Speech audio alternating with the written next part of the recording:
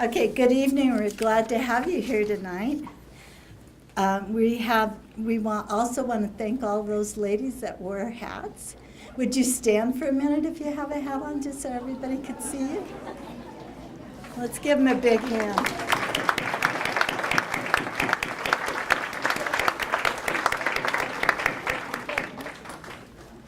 You make it very special. Thank you. We are the Education Committee of the Pueblo Heritage Museum, located across from the Union Depot in Pueblo. Our mission is to present the Eileen Ghost Legacy Trunk Program, sharing artifacts and stories of Pueblo's history with children and adults.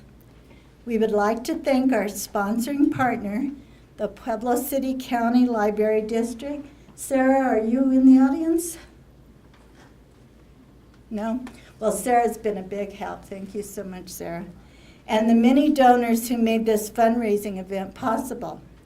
Tonight's program is dedicated to the memory of Virginia Santa Stevens, who helped present this program many times in the past. Would like to recognize the members of her family that are here and thank them for coming. Would you please stand if you're part of Virginia's family?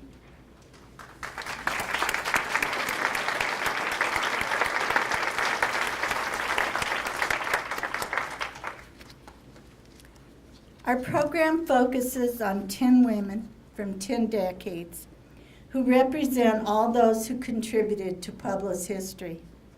Hats are the motif that links the women through 10 decades. You will learn how hat styles mirrored the social and political change of their times. As I introduce our cast tonight, please hold your applause till everyone has been presented. Our first one is Susan Adamich as Rosie the Riveter. Our narrators are Clara Ziln, dressed in an 1890s tea gown, Marilyn Antonucci in 1930s evening wear, and myself, Debbie Millay, dressed as a schoolmarm, which was my profession. Our hat specialist, Katie White, in a 1900s motoring ensemble. Phyllis Keys in an 1890 day dress. Our elegant hat models in basic black awaiting their crowning glories are Jean Baxter, Cindy Graham, Michelle Walker, and Ann Whitfield. Now, I'd like to give these ladies a big hand, please.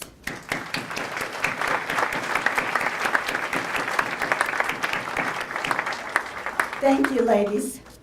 There's two very special people I would like to have come forward at this time for a very special thank you. On behalf of the Pueblo Heritage Museum Board, I want to thank our co-chairs for this evening. They worked long and tireless to put this together, as well as these ladies who did a lot of research, finding pictures, just tons of work. But we'd like to recognize Jane Milne in a 1910 suit, Kathy D. Herrera in a 1940 slack outfit. Thank you so much.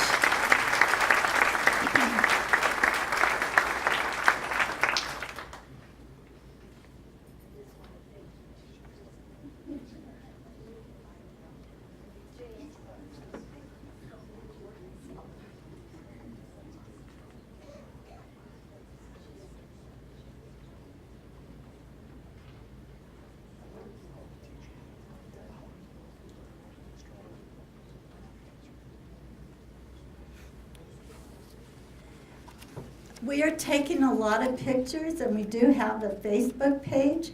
So if you'd like to look at that Facebook page, it's under Pueblo Heritage Museum, and we'll try to have those posted by the weekend. Okay, if you'd like to follow that.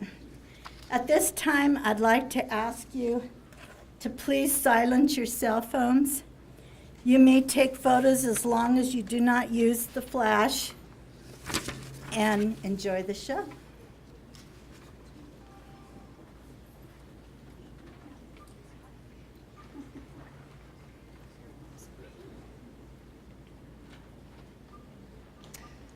We begin our program with the 1870s because it was the decade of Pueblo's incorporation as a city.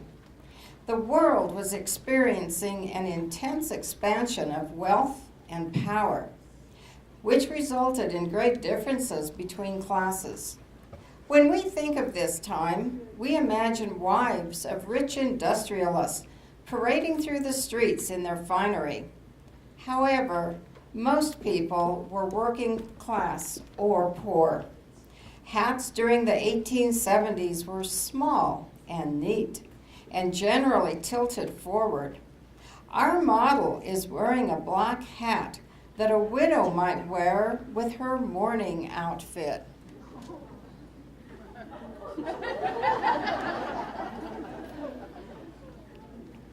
Bonnets were also in style. Bonnets are hats that have little or no brim at the back, and they usually tie under the chin. The simple bonnet worn by a pioneer woman has a wide brim that kept the relentless sunshine out of the woman's face. Soft, unstructured caps were also worn. But our first woman of Pueblo wore an entirely different style of hat. Cathay Williams may have been born a woman and a slave, but her lifelong determination to be self-supporting drove her to live a most unconventional life. Born in 1844 to a free African-American man and an enslaved mother, Cathay automatically became the property of her mother's master, working in his home as a house servant near Jefferson City, Missouri. At the start of the Civil War, when she was 17, the Union Army took over the area, and along with other people of color, Cathay was forced to work for them, traveling on foot through many states. The end of the war found Cathay back in Missouri, at a time in history when jobs for African Americans were scarce, especially in the South. Military service offered steady pay, some education, health care, and a pension. And as Cathay herself said later, "I wanted to make my own living and not be dependent on relations or friends." So she inverted her name to read as William Cathay, disguised herself in men's clothing, and enlisted in Company A of the 38th U.S. Infantry Regiment. There were no required physical exams at the time. And her recruiter actually described her as William Cathay, black hair, black eyes, black complexion, 5 feet 9 inches tall, and powerfully built. Named for their fierce fighting and curly hair, the African American regiments quickly became known as Buffalo Soldiers to the Native Americans whose raids on white settlements the soldiers were charged to stop. But smallpox put Cathay in the hospital shortly after her enlistment, and although she recovered and rejoined her unit, her health was never again robust. Possibly because of the smallpox, the heat, and the years of marching, it was once estimated that she must have walked well over 1,000 miles. Cathay wound up in the hospital 4 more times in the 2 years she served. During her 5th hospitalization, an attending surgeon finally discovered her true gender. So, at the age of 22 and honorably discharged from the military, Cathay worked as a cook at Fort Union, New Mexico, until she moved to Pueblo, Colorado. Here she plied her skills as washerwoman, cook, and seamstress, since she owned her own sewing machine for a while. She apparently also married in Pueblo, but later described her husband as no account. He stole my watch and chain, $100 in money, and my team of horses and wagon. She had him arrested and jailed. Whereupon she moved to St. Louis, Missouri, hoping for a land grant that would help her achieve wealth and independence. The records are unclear, but Cathay next moved to Trinidad, Colorado to become either the proprietor of a boarding house or a washerwoman and part-time nurse. It was during the years in Trinidad that Cathay's story became widely known through an article published in the St. Louis Times. Eventually, though, failing health landed Cathay in the hospital yet again in 1889, and by the time she was well enough to leave, she was penniless. Although she filed for a military pension, claiming she had contracted deafness, rheumatism, and neuralgia while in the Army, the Pension Bureau rejected her claim, finding that she was in good general health. Although the exact date of Cathay's death is uncertain, she apparently died soon after losing that petition, at the age of 45 or 46. By some accounts, she spent her last years in Pueblo. Even so, Cathay's determination and lifelong struggle for independence didn't die with her. In 2016, she was honored as the only female Buffalo soldier. A bronze bust standing just outside the Richard Allen Cultural Center and Museum in Leavenworth, Kansas, memorializes Cathay's likeness. In addition, the private Cathay Williams Monument Bench was only recently unveiled on the Walk of Honor at the National Infantry Museum in Columbus, Georgia. We of the 21st century can only imagine the hardships Cathay must have endured, and we humbly salute her personal fortitude and courage.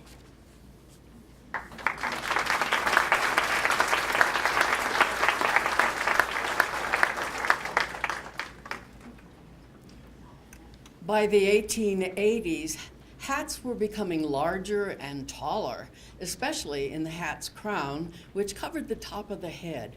Some were called flower pot hats for their shape. Another popular feature was an upturned brim in the front or back or on the side. Many hats were kept in place by long hat pins. The term working for pin money was an excuse women used to justify earning money outside the home. They were merely saving to buy hat pins. Ladies treasured their hat pins and even bequeathed them to their loved ones.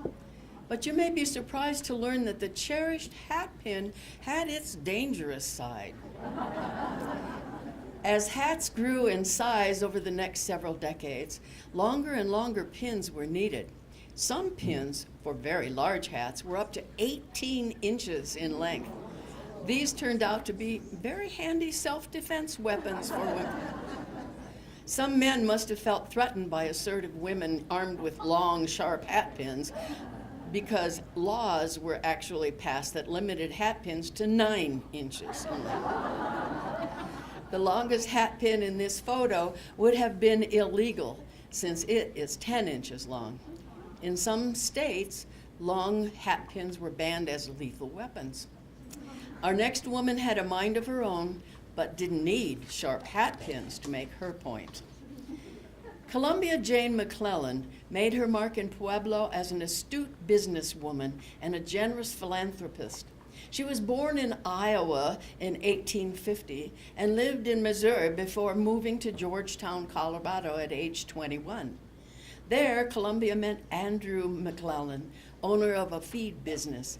They married and eventually sold out and moved to Pueblo to establish the McClellan Mercantile Company in 1882.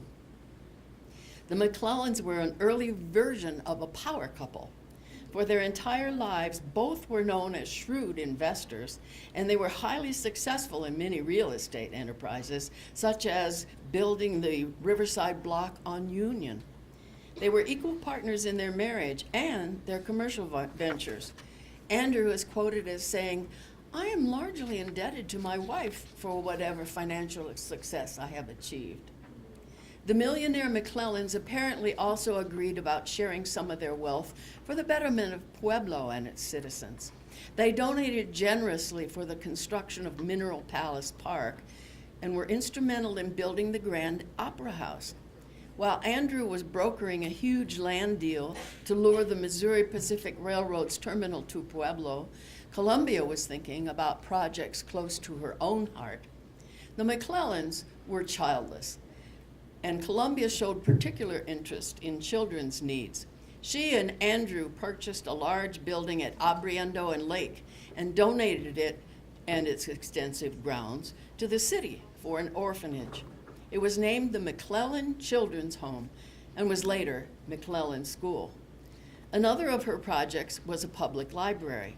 Its fundraising was started by the Monday Evening Club, but Columbia and Andrew supported it so significantly that the library was named for them. Over the years, the couple provided continued support for both the orphanage and the library. Columbia also helped send many young people to college and rejoiced in their accomplishments. The McClellans were married for 58 years. The last 25 of their marriage, Andrew chose to spend much of his time traveling the world, and Columbia chose to stay in Pueblo, living on South Victoria in a modest 3-room apartment with few of the modern luxuries. Her wardrobe also demonstrated her simple taste. Her clothes were often decades out of style. Until age 85, she tended to her garden and managed her business concerns from a desk at home, occasionally walking downtown for a transaction. When her health began to fail, her spirit remained strong and bright. Hundreds of friends stopped by to visit her. Columbia died 3 years after Andrew, when she was 89. They were buried side by side at Roselawn Cemetery. In her will, she left $1 each to her relatives and the bulk of her estate to the orphanage and the library. It was said of her that for every friend in need, she had been a friend indeed.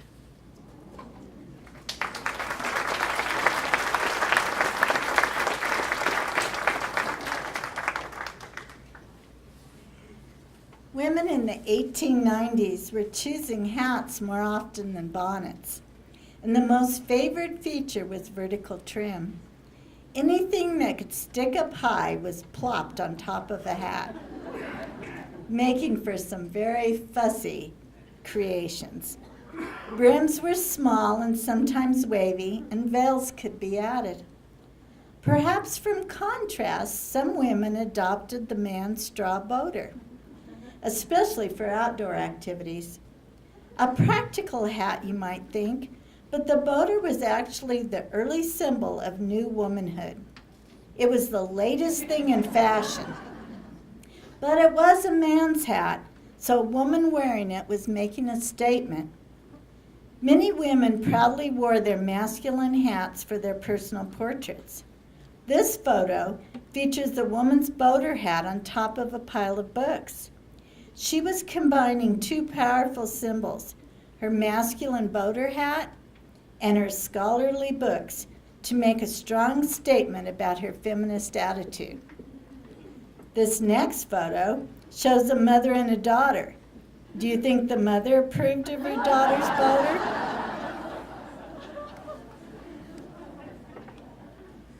In 1893, women in Colorado were rewarded for their efforts when they were granted their right to vote in state elections.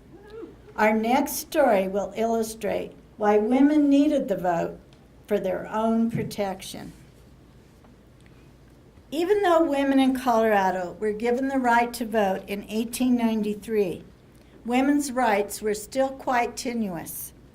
Women were expected to conform to their husbands' wishes and could be ostracized by society if they did not, as was the case for Mary Peterson Schlesinger. Mary had traveled west with her husband Timothy and their two small children in 1864. After arriving in Colorado, her husband and a partner developed a successful timber business. For 15 years, Mary worked in the business along with him, as well as taking care of their home and their family, which increased to 5 children. Then Timothy sold his share of the business, took the money, abandoned Mary and the children, and took off for the latest silver strike in Leadville. There he met and married a much younger woman. In their final divorce decree, Timothy agreed to pay support for Mary and the children. All went well for a few years until Timothy fell behind on his support payments. With no dependable source of income, Mary struggled financially, so she sued her husband. The 1890 records show that Timothy filed for a hearing to question Mary's sanity, even though he had not seen Mary or the children for at least 8 years. The law at that time decreed that a reputable person could file a certified complaint with the court against someone alleged to be so insane or distracted in mind as to endanger their own person or property if allowed at large. An arrest warrant could then be issued, and at an inquest, a jury of 6 would evaluate their sanity of the accused. Since a person of influence could generally sway these all-male juries, it was a convenient way to dispose of a troublesome wife. Unfortunately, many foreign-born people who were unable to defend themselves adequately also found themselves in Mary's situation. As for Mary herself, despite several hearings on her case, she was confined to the Colorado State Insane Asylum. Fortunately for her, however, she was released after 2 months, and after Timothy's death, the state Supreme Court actually granted a small portion of his estate to her. However, the appalling law that allowed her imprisonment remained on the books until 1961. Not surprisingly, many of us are glad it's no longer in force.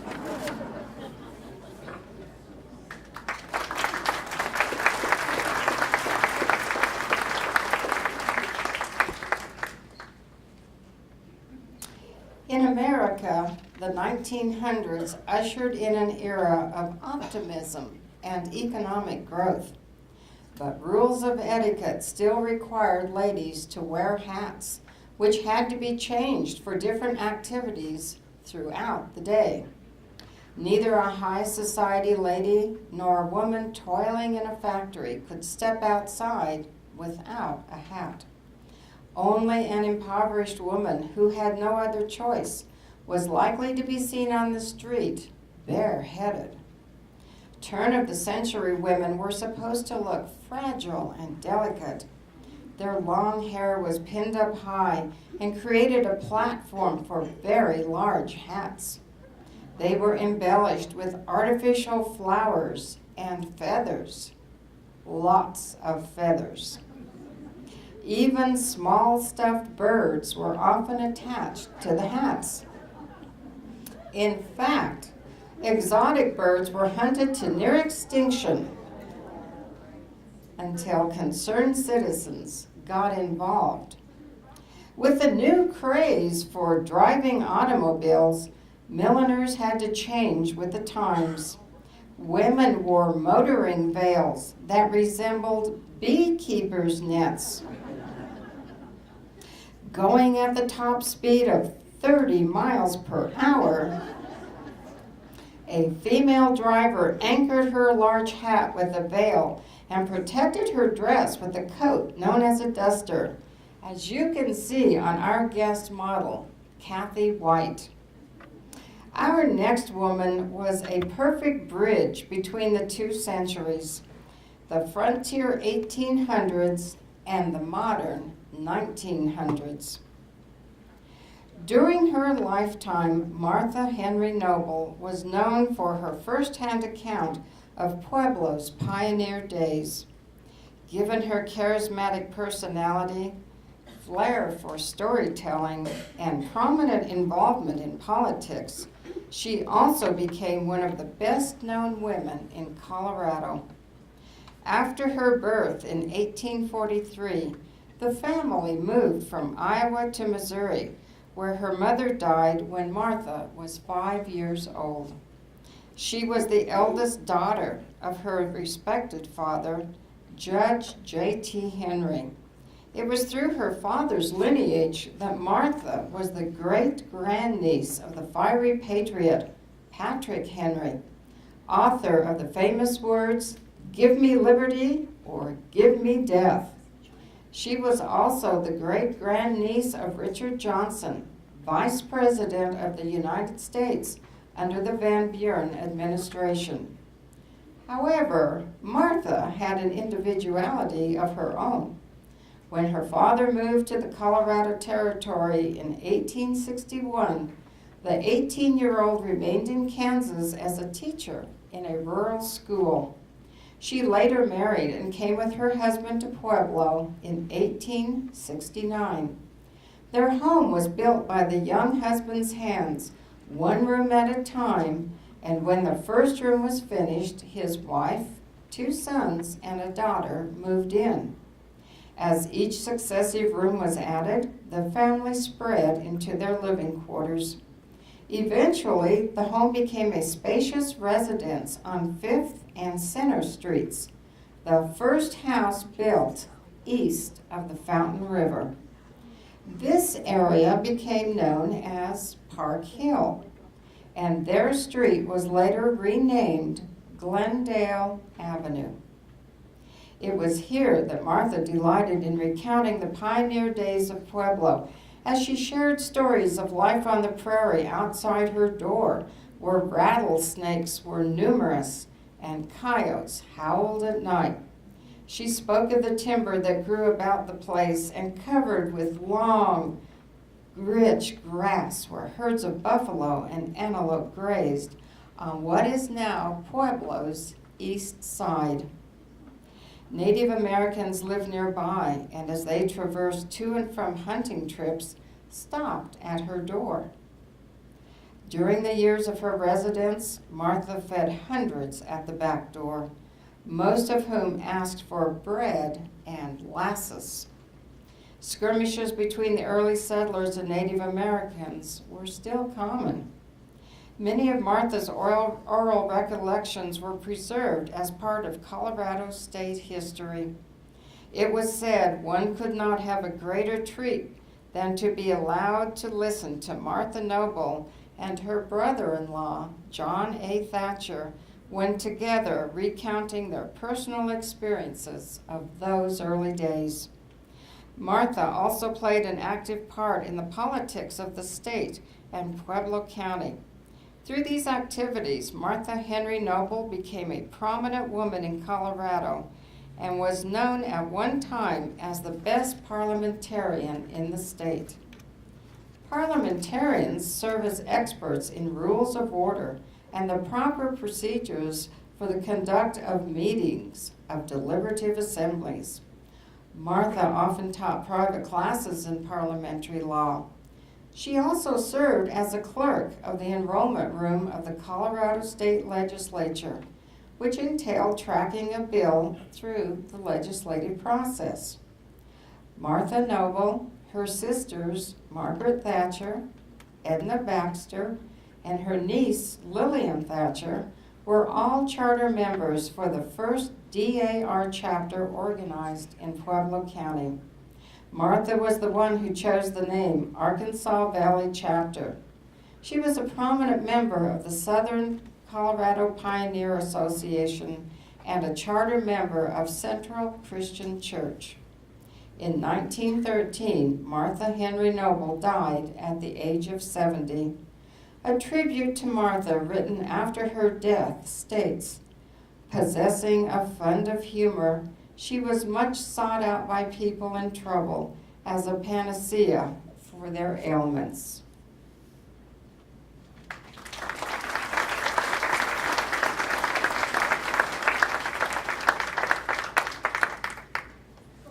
In the first half of the 1910s, women's hats continued to be huge and exuberant. All had ornate and excessive trimmings. Some had very wide brims, and others were so gigantic in overall size that they dwarfed ladies' heads, resembling giant lampshades. In the second half of the decade, world events, including World War I, led to a more solid and serious look. These smaller, simpler hats had less decoration and could be more elegant. They were also less likely to be ridiculed, which was important to those in public view in the suffrage battle. Women still had not won the right to vote on the national level, but grassroots support for female voting was building toward the big victory. Thousands of women participated in rallies and parades, and many bought hats in the suffrage colors of gold, white, and purple. One decisive and determined Pueblo woman would have been an asset to any suffrage parade. The 1890s was a time of growth for Pueblo, and one family who came early in that decade was the Strangs from New York State. The family included 2 sons and a daughter named Mary in her 30s. They moved to Pueblo, established a residence on Greenwood Avenue, and owned a real estate and investment company located on Mechanic Avenue. Mary Strang was hired in 1899 to work at the McClelland Library and soon was serving as assistant to the head librarian, Joseph Chapman. When he retired due to ill health in 1906, Mary was appointed city librarian to replace him. Over the course of her 32 years of leadership and despite a small budget, Mary was able to more than triple the library's collection.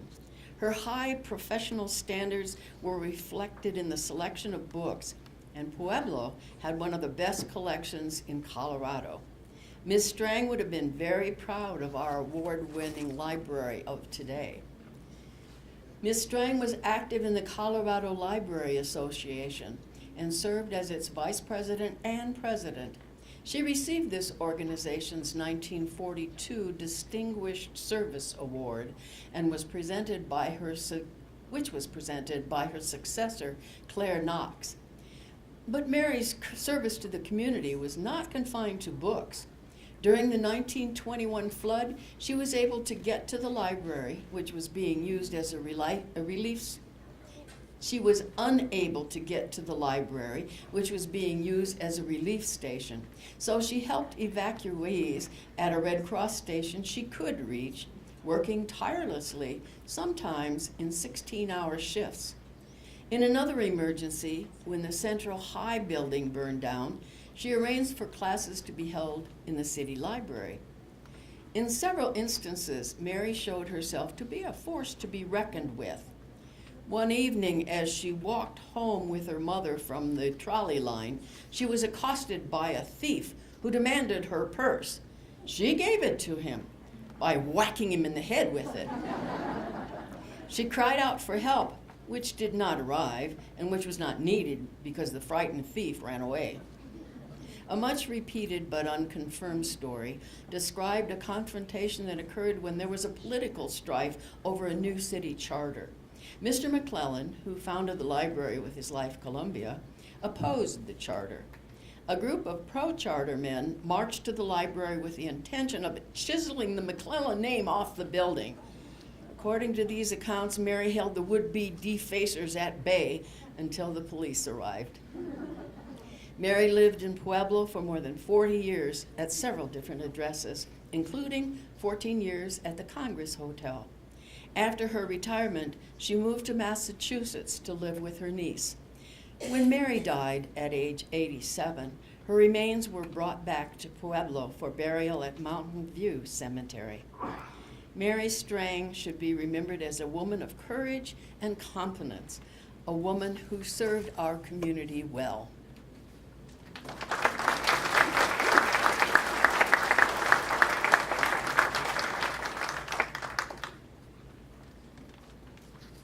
The crazy and exciting 1920s roared to life. Everyone who had lived through the misery of World War I and the 1918 influenza epidemic was happy to be alive. People were full of optimism and open to new ideas. In 1920, women won the right to vote in the national elections and did so. Women's clothing reflected the radical changes in their lives. Skirt lengths were up to the knee by 1927. The idea of a liberated young woman was shocking to the older generation.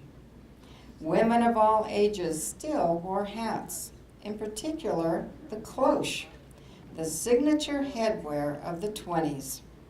This bell-shaped hat had a deep crown and little or no brim. It was pulled down low on the head, barely showing the eyes, creating a sexy and mysterious illusion. The cloche fit perfectly with the short hairstyles of the time. A young woman named Jenny was too busy earning her keep to waste much time on fads and fashions. Jenny Elizabeth Biffle was born in 1897 in Erin, Tennessee. She was only 9 when her parents, Henry and Mary Biffle, died within a month of each other. Henry's brother Primus assumed responsibility for 5 of the children and had them sent to Pueblo. Primus was unmarried, had only one arm, and worked as a hall porter at Corwin Hospital, where he also lived. Although he loved his nieces and nephews, Primus felt unable to care for them, so he placed them in a local orphanage.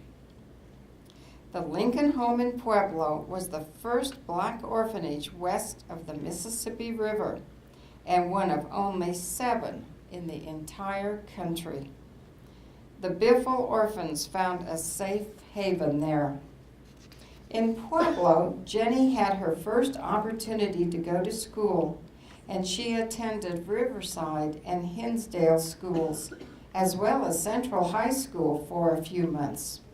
She recalled working in other people's homes, taking care of babies, cooking, and housekeeping. If someone needed a babysitter, they would call the orphanage, and there went Jenny. She also worked at the Jones drugstore in the Thatcher building. Jenny became known as one of the best bakers in the county, famous for her burnt sugar cake. Jenny loved to dance and softly waved her hair in the flapper fashion of the 20s. She met her husband, A.J. Madison, on a streetcar when he was on his way to work at the CF&I. Early on, the couple realized they had a problem. He was a deacon at the 8th Street Baptist Church, and she was a Methodist attending St. John's across the street. Eventually, the many activities at the Baptist church led Jenny to switch churches because, as she said, oh well, it's all one God and one heaven. Jenny and her husband, A.J., were among the founders of the Pueblo chapter of the National Association for the Advancement of Colored People. Jenny met with discrimination many times in her life, and she could never understand why people made so much about difference when everyone was descended from Adam and Eve. Still, she loved her country, proudly displaying a president's plate listing all the presidents up to John F. Kennedy. In 1992, the Pueblo Library District recognized Jenny Elizabeth Biffle Madison as an outstanding woman, paying tribute to a woman strong in her convictions and personal integrity. As her nephew Richard Biffle Jr. said, "One of the hallmarks of our family was that they ingrained in me and my sister that education is the key to opening up opportunities. That was non-negotiable in our family and still is." Service and achievement were also part of the family heritage. Jenny's brother Nathan was the first African-American captain in the Denver Fire Department. Her nephew Richard was a Tuskegee Airman and had a distinguished career in the Air Force. Another nephew, Jerome, won a gold medal in the broad jump in the 1952 Olympics, trained by Jesse Owens. Jenny died in 1995 at Pueblo Manor at the age of 97. She was the longest surviving resident of the Lincoln Home Orphanage. Known for her exceptional memory, Jenny was an extremely well-spoken, self-educated woman and a leader in our community.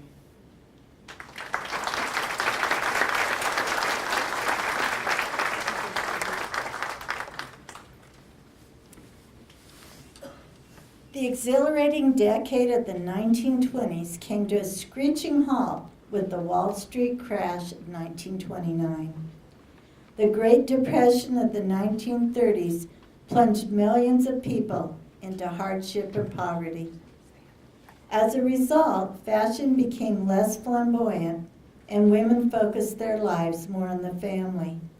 The ideal woman of the 30s looked elegant, with feminine curves and pale makeup. The average price of a hat, $1 to $3, was a lot of money for most households. Some women saved money with do-it-yourself kits or by putting new trim on old hats to update them. Milliners of the time made elegantly trimmed, curvaceous hats, sometimes complemented with a soft veil. Many hats were small and perched on the head rather than encasing it. They were often tilted forward or to one side. Berets, turbans, sporty slouch hats, and feminine fedoras were seen. During this challenging decade, hard work and frugal ways paid off for one Pueblo woman. Gladys Nickel Johnson is a fine example of a woman who in many ways was a typical mother and homemaker. And as many other women of her time, she was a definite force in helping her husband start a business to support their family. Gladys was born in Canyon City in 1907 and spent most of her childhood in Pueblo. She had just completed the 8th grade when family finances forced her to quit school and take a job at Chris's 5 and 10 on Main Street, where she worked as a clerk for several years. At the age of 14, she was standing with her mother on a bluff over the Arkansas River, watching their home and much of their neighborhood being swept away in the 1921 flood. In 1922, Gladys met Ray Slater Johnson at a church picnic. After they had dated for about 2 years, they were married Christmas Day in 1924 on her 17th birthday. Gladys and Ray purchased a home on Van Buren Street where they raised 2 sons and 2 daughters. Ray started a fledgling electric business in the basement of their home. His day job was working the switchboard at the power company, So on weekends and evenings, Ray and Gladys rewound electric motors together. Near the end of World War II, Harold Bud Moore joined Johnson Electric. Bud said that they were never going to sell motors that were hidden from view in the Johnson basement.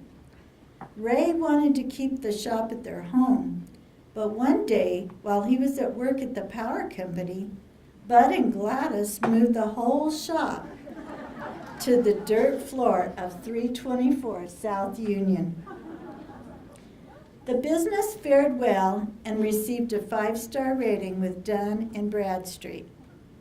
Gladys was one of the real forces behind the business. She greeted customers, rewired motors, did general repairs, and was the head bookkeeper. One of the Johnsons' employees remembers listening to Gladys's many stories, delighting in her great sense of humor and appreciating her impressive quickness with numbers. Gladys was an exceptional seamstress who thoroughly enjoyed creating her own wardrobe and sewing for her family. The whole staff admired the clothes that Gladys produced. In their later years, Ray and Gladys traveled the world while continuing to run Johnson Electric. They celebrated their 50th wedding anniversary just after the birth of their first great-grandchild. Gladys died in February of 1983 at the age of 75, 3 years after Ray's death.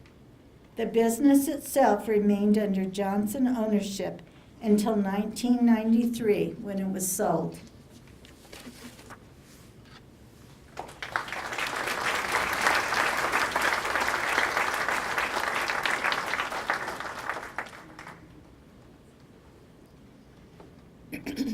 The United States entered World War II in 1941.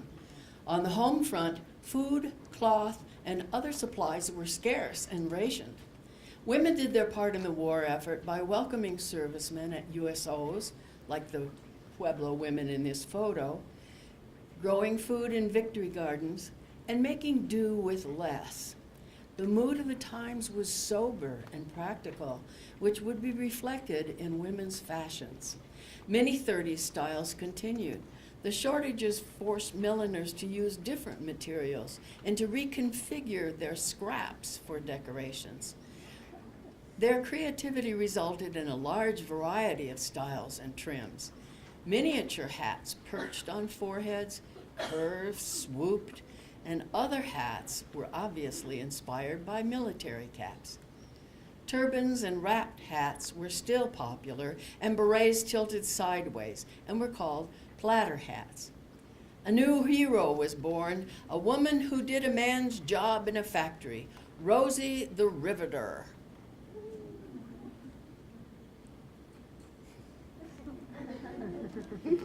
With sleeves rolled up and a can-do expression on her face, the image of Rosie the Riveter became the iconic World War II symbol for the essential roles of women played during wartime. Wives, mothers, sisters, and girlfriends stepped up to fill jobs vacated by the 16 million men serving in the United States military. For safety's sake, Rosies often confined their hair with kerchiefs or snoods to keep it from catching in machinery. Another way to serve in the war effort was to join the military, a lifelong career choice for one Pueblo woman. The Pueblo chieftain reported that the first sign Catherine Keating was something special was probably when the rattlesnake bite failed to kill her as a girl in Beulah. The fact that she didn't die may have inspired Kay's 30-year call to service because she responded to the shock of Pearl Harbor by enlisting in the WAVES, the acronym for Women Accepted for Volunteer Emergency Service. Shipped out to Hawaii as one of the first group of U.S. servicewomen to serve overseas in wartime, Kay's typing skills earned her a position as radio operator, at times working underground beneath a pineapple field. World War II over, Kay mustered out to earn her pharmacology degree at the University of Colorado. Hearing that women had finally been integrated into the regular Navy, she decided to make a career of it by re-enlisting in 1948 as the Navy's first woman pharmacist. Though she obviously loved the Navy, Kay once cheerfully acknowledged that she was a better pharmacist than a sailor, for she suffered all her life from motion sickness. Then, when the Korean War broke out, Kay was assigned to the hospital ship USS Haven. It was while serving aboard the Haven that she became the first woman officer to relieve a man at sea and was an official witness to a prisoner of war exchange. And as if those two wars weren't enough, Kay served on a ship carrying wounded French paratroopers during the years of the Vietnam War, while also treating American soldiers in U.S. Navy hospitals in Japan. But perhaps the most remarkable thing Kay did while in the Navy was when she took care of niece Pat Smith and nephew Jim Hart, who were just 13 and 10 years old at the time. She was living in a house near the naval base, and even though military personnel were not allowed to have dependents with them, the powers that be turned a blind eye on Kay's unusual household.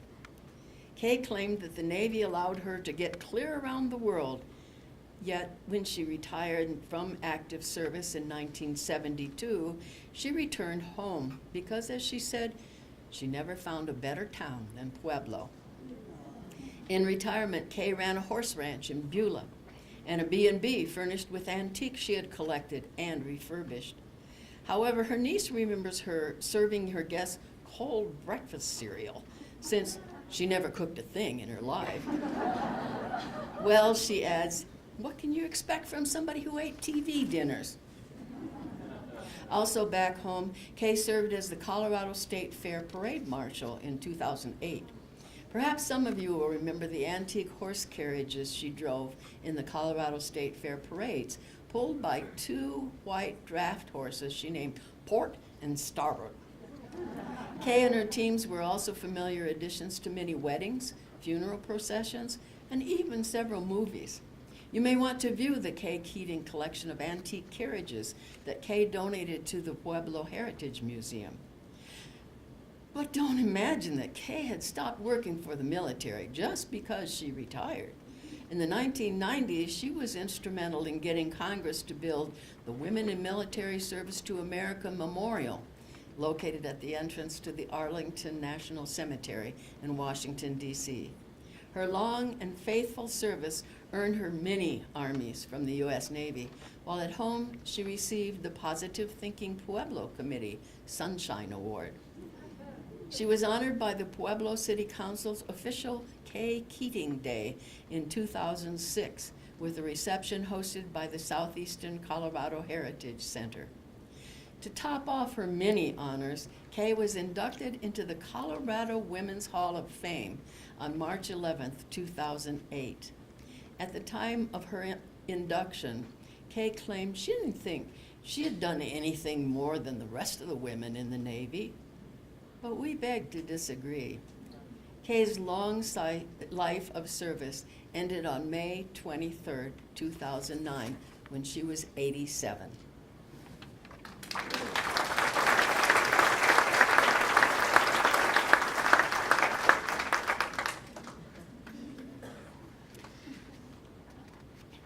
In the 1950s, peace and prosperity reigned, and people began to rebuild their lives, relishing family life and indulging in little luxuries.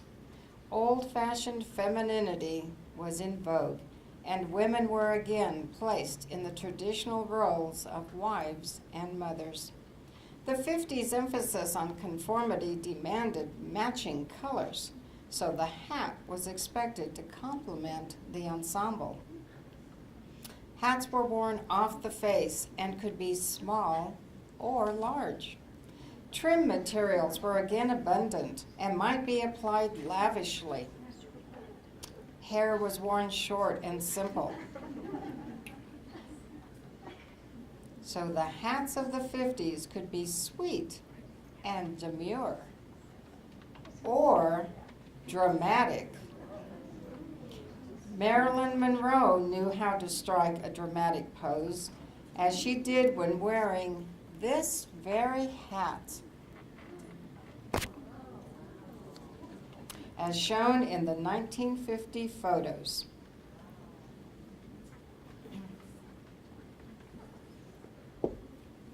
Hat pins were a thing of the past. Most 1950s hats were held in place by built-in wire supports, as in this hat. In the early 50s, wearing hats was still a social requirement, but that was changing. Hatlessness was becoming acceptable and common among younger women. One Pueblo woman with hopes and dreams for the future also had the get up and go to make them happen. Edna Plumlee loved learning and dreamed of attending college. In 1939, after graduating from high school in Pittsburgh, Kansas, she applied to nursing school.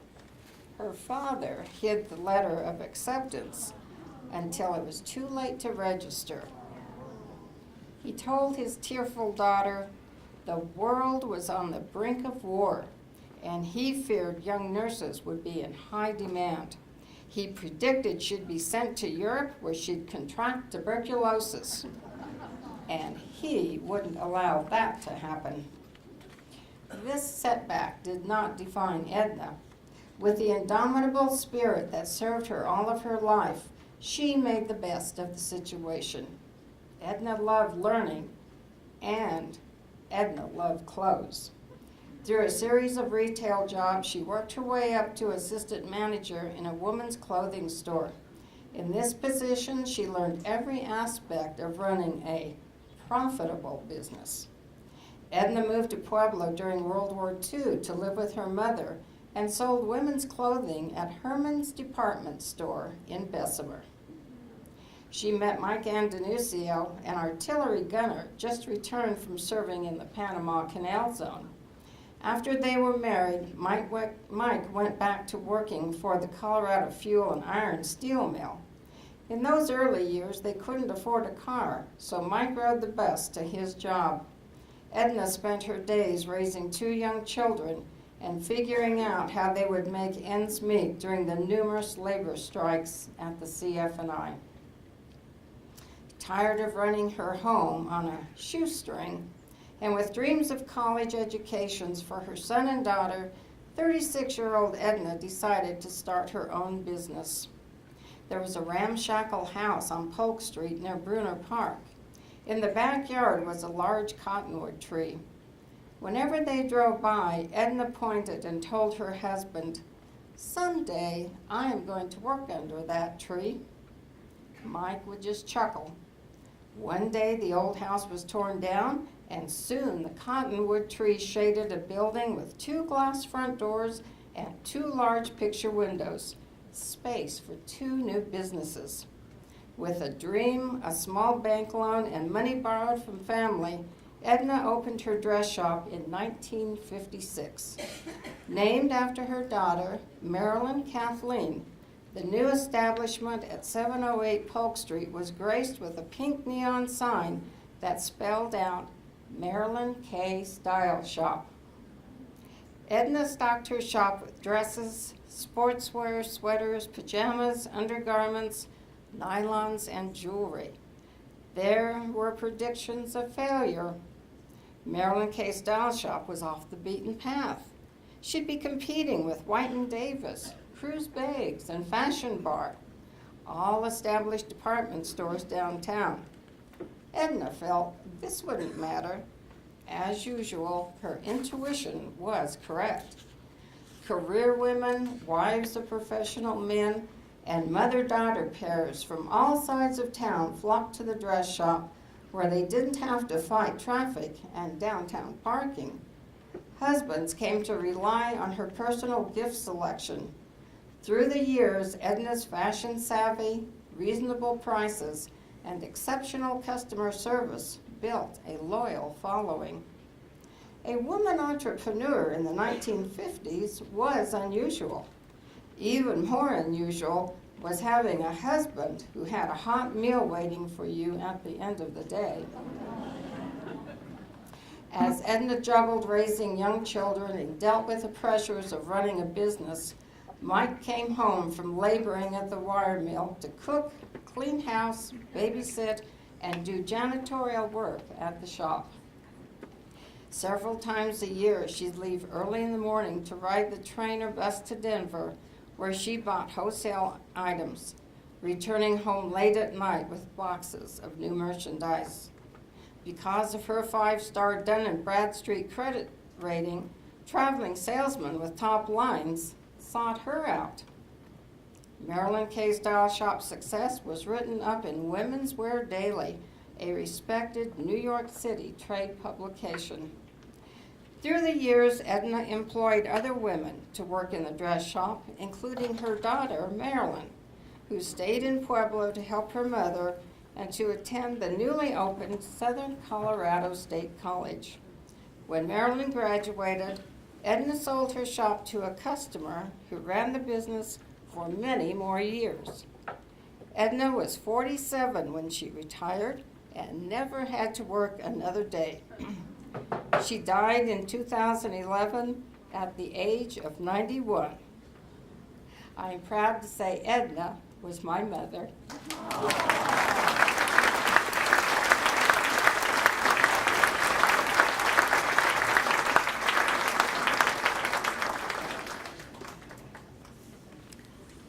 The 1960s ushered in a new era of freedom mixed with rebellion. At first it was poofy hair, which demanded roomy hats, when hats were worn at all. Hair pieces were also popular and generally were not worn with hats. As the decade progressed, the youth culture rejected the traditional values and lifestyles. They shocked society with long hair and short skirts. Some young women also wore bright graphic and psychedelic prints with colored tights. Other fashions came from the counterculture movement, including natural, patchwork, and tie-dyed garments. Hippie women wore flowers in their hair, forehead bands, or floppy leather hats. Eventually, mainstream women adopted sophisticated versions of the teenage miniskirt. At times, sleek and simple hats were paired with these outfits. Still, the older generation wore hats. Jackie Kennedy favored small hats worn to the back of her head. For her husband's inauguration, she wore a pillbox style. When Jackie climbed out of the presidential limousine, she accidentally put a dent in her hat. With worldwide television coverage of the event, this dent did not go unnoticed. It would be seen as a special design feature that would be copied by designers around the globe. The 60s were also a time of change for a woman who established herself in a new city and a new country in that adventurous decade. It is reported that Dr. Haiti Court was never seen wearing a hat, yet she figuratively wore many hats, those of student, doctor, wife, mother of two, but the most impressive, she wore the hat of superintendent of the Colorado State Hospital in Pueblo, Colorado.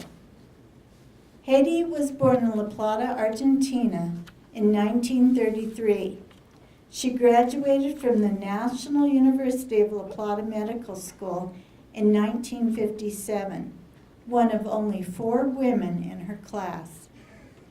There she met and married Gregorio Court, and together they immigrated to the United States.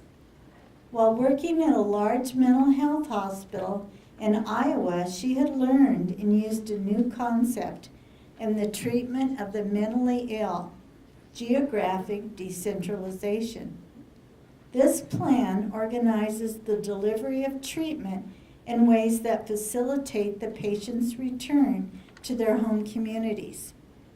Her experience working with this plan convinced her that this was a better way of working with the mentally ill. In 1961, Haiti and Gregoria moved to Colorado to join the staff of the Colorado State Hospital in Pueblo. She began her employment as a staff physician. When the state hospital moved to the decentralization treatment plan in 1962, she became the team leader of the Central Psychiatric Institute unit. She and her husband decided to make Colorado their permanent home, and they became naturalized U.S. citizens in 1964. When Dr. Charles Meredith resigned in 1977, Dr. Haiti Court became the 7th superintendent of the Colorado State Hospital and the only woman ever to hold that position. The facility housed more than 6,000 patients and employed over 2,000 workers. So her job was like managing a small, self-contained city and providing quality care to its citizens. After 29 years of service to Colorado's mentally ill, Haiti retired in 1990, as did her husband, who headed the adult psychiatric division. They still live in Pueblo and visit Argentina. Through the years, Dr. Court has been recognized for her leadership and achievements. In 1970, she was listed in the world's Who's Who of Women, a reference work which highlights the world's most outstanding women in all walks of life.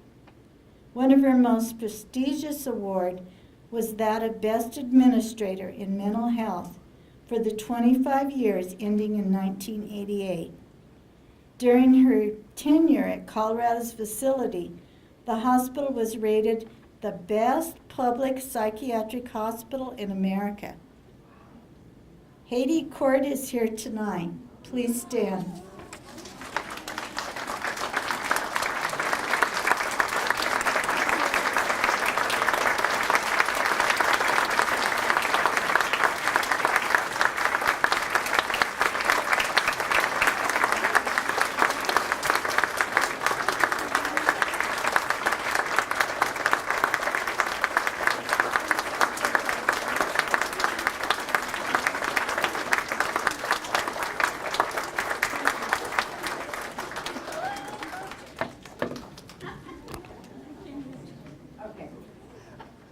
Honored to be among such wonderful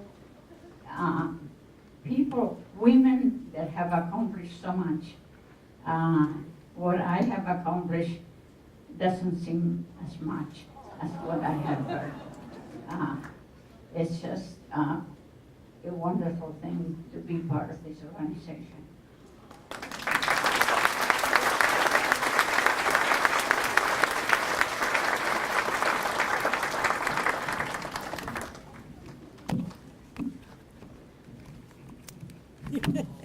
If I get it back.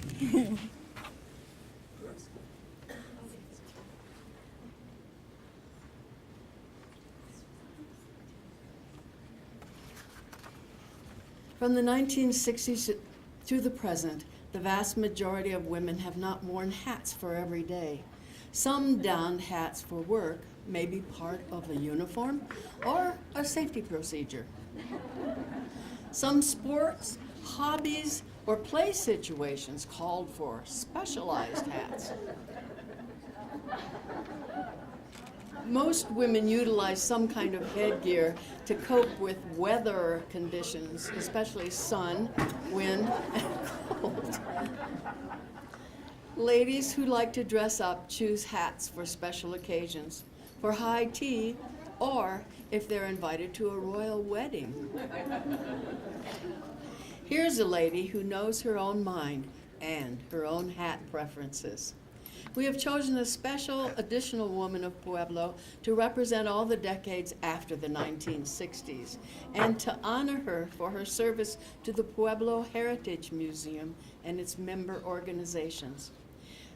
Betty Duran might never have moved to Pueblo if she hadn't gone skiing. She had graduated from high school in Walsenburg at age 15 and moved to Denver to live with her sister Eleanor. She had been working for 3 years at the department store, the May Company, when a friend invited her on a ski trip. In true Betty fashion, she welcomed a new experience and rose to the challenge. As she sped down the slope, she fell and broke her leg. On crutches, she couldn't maneuver on and off the streetcars to get to work, so she left her job and moved back to her parents' house to recuperate. In Walsenburg, Betty was back in what she calls her cocoon, the safe and comfortable home of her loving parents, Ishmael and Cora Gonzalez. But another attraction of the town turned out to be Ben Duran, a few years older than Betty. He had just returned from working in the California shipyards. During their courtship, they learned that their grandmothers had been best friends. They married, and in 1951 decided to move to Pueblo. There, Betty at first alternated periods of office work with child rearing. She worked in various government offices, including serving as deputy city clerk. Then she worked for 30 years at the Colorado Department of Revenue, retiring as a tax examiner in 1987. Betty and Ben raised 3 cherished children, Jody, Linda, and Tim, and proudly welcomed 5 grandchildren and 11 great-grandchildren into their family. In retirement, Betty devoted much of her time to history, her family's, and Pueblo's. She was an active member of the Territorial Daughters of Colorado, an organization for women whose families resided in Colorado before statehood in 1876. Researching her own Spanish and Indian heritage, Betty joined the Genealogical Society of Hispanic America and was a charter member of the Pueblo branch, the Fray Angelico Chavez chapter, or FACC. She was a committed volunteer and was given its 2014 Lifetime Award for her contributions. In 1998, when the Southeastern Colorado Heritage Center was established at 201 West B Street, FACC became one of the first organizations to join and found a home for its genealogy library.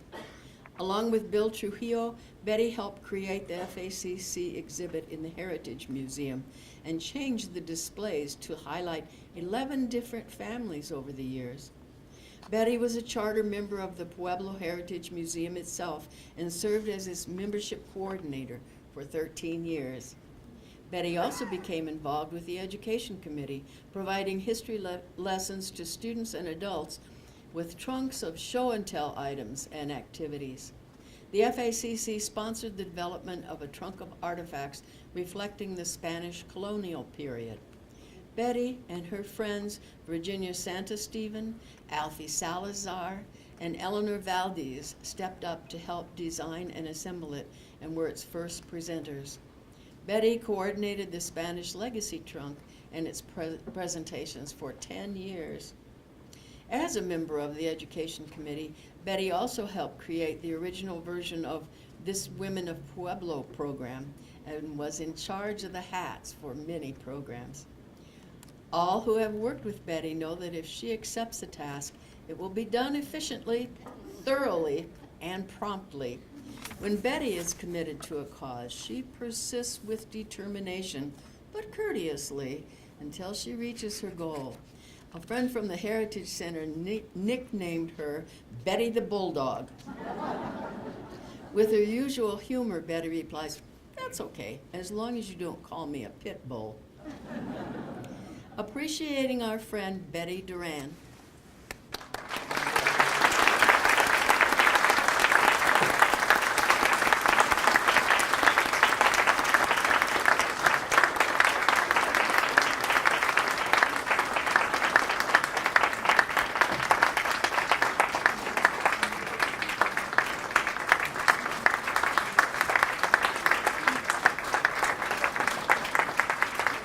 Well, thank you.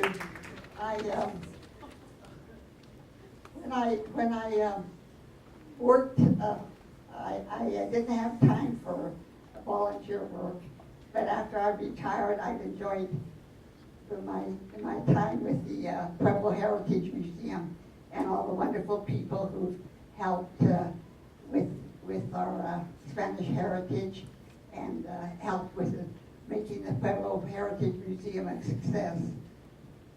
Thank you so much.